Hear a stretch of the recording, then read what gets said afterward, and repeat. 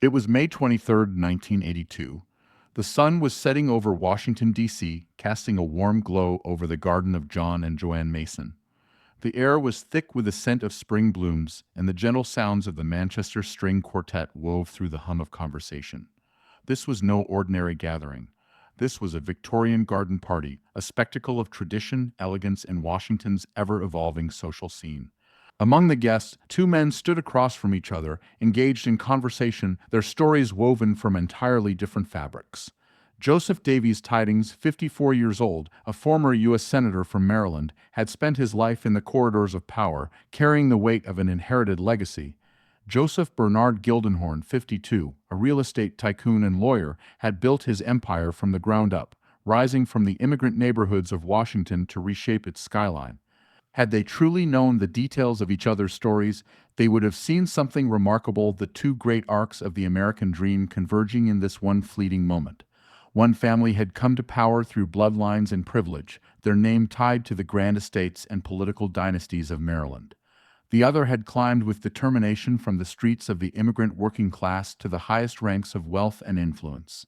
It was old Washington meeting the new, a handshake between two Americas. The Tydings name was carved into Maryland's history long before Joe himself stepped onto the Senate floor. His father, Millard E. Tydings, had been a towering figure, a World War I hero turned senator who fought for his convictions in a Washington that often resisted change. The family estate, Oakington, sprawled across 550 acres near Havre de Grace, a place where political giants gathered, where strategy was whispered over dinner, where the next move of Washington's elite was decided. Joe had been raised in privilege, but not in complacency. As a boy, he spent time at Mar-a-Lago, the winter palace of his step-grandmother, Marjorie Merriweather Post.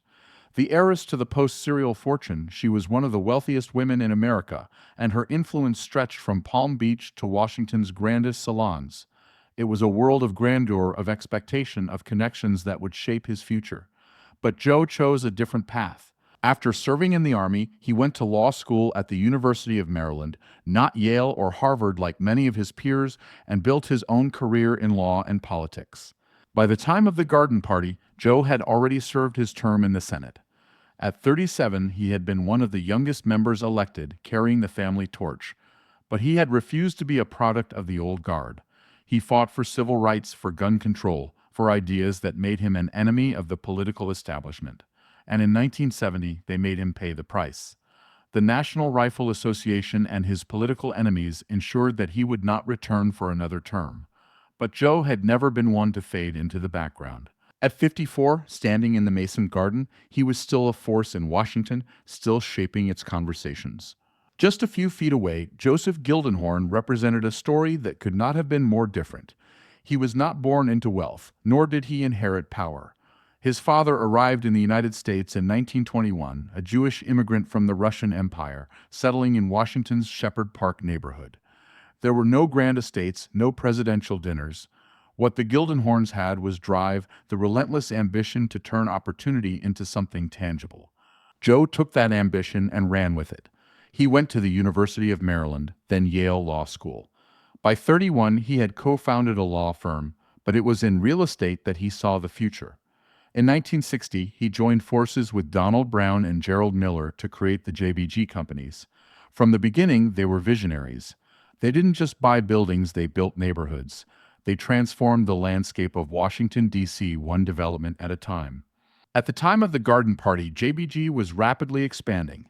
Their portfolio included some of the most prestigious properties in Washington, the Four Seasons Hotel in Georgetown, a beacon of luxury and elegance that had opened just 3 years earlier, standing as a testament to how far the city's real estate industry had come. JBG's influence was growing from office towers that redefined the business districts to ambitious projects like the L'Enfant Plaza development, a bold effort to revitalize the city's southwest corridor. They were behind the restoration of historic sites, the development of mixed-use spaces, the reshaping of Washington's very identity. And yet, despite JBG's financial success, there were doors that had only recently begun to open. For decades, Washington's old guard social circles, often referred to as the cave dwellers, had kept Jewish business leaders at a polite but noticeable distance. The invitations to state dinners, to the upper tiers of civic leadership, to the most exclusive social institutions, these were slow to come. That was changing. Washington dossier had played a crucial role, covering Jewish real estate developers and philanthropists in a way that made them impossible to ignore. Stuart Bernstein, a fellow real estate mogul, had recently been named an ambassador, a sign that the tide was shifting. Jewish developers were no longer just businessmen, they were becoming statesmen, civic leaders, power players in their own right. And Joe Gildenhorn was at the center of that transformation. On that evening in 1982, the Garden Party was more than just a charming social affair. It was a reflection of Washington in transition. The old world of inherited power was still present, but the new world of earned success was demanding its place at the table. The Tydings and Gildenhorns were not just guests at the same event. They were symbols of two Americas, one defined by legacy, the other by ambition. One had shaped the past, the other was building the future. And as the sun dipped below the horizon, leaving a golden hue over the garden, perhaps both men understood that Washington, like the nation itself, was no longer just about where you came from, but what you built. In the years that followed, their paths would continue to shape the city. Joe Gildenhorn would go on to become the U.S. ambassador to Switzerland, a role that underscored just how far Washington's Jewish business leaders had come. Alma Gildenhorn, by his side, would cement her place as one of the city's greatest philanthropists, championing the arts, education, and public service. JBG would evolve into JBG Smith, a powerhouse in real estate, responsible for some of the most iconic properties in the region. Joe Tydings would never return to elected office, but his influence endured.